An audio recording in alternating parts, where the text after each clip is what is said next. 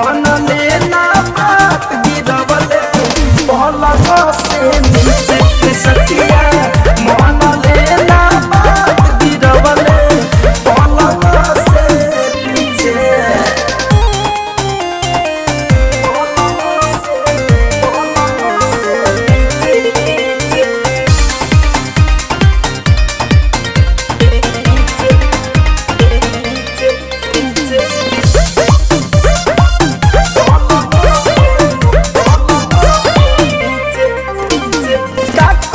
सखी रे कहलो ना जाता उठता दर्द कमरियो दुखाता।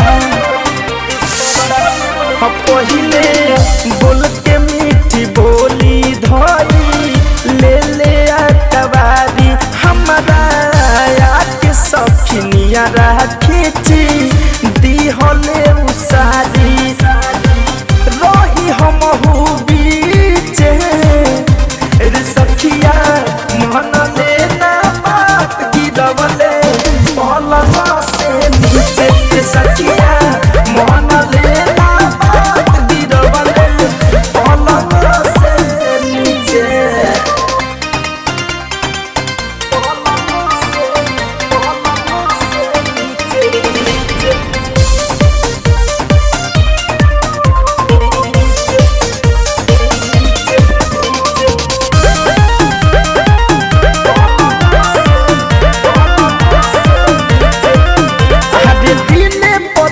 सखी बढ़त मन बा माने न कहल धम धरे कौन बा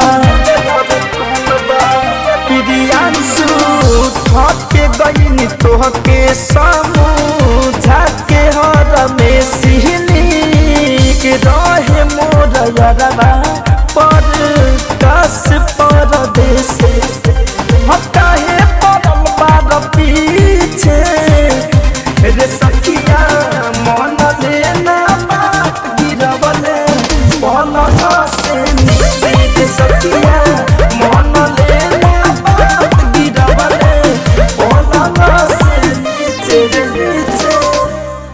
आरसीएम म्यूजिक न्यू ऐप अभी डाउनलोड कीजिए हमारे गूगल प्ले स्टोर से और पाए भोजपुरी लोकगीतों का एक से बढ़कर एक ऑडियो वीडियो सॉन्ग बिल्कुल मुफ्त।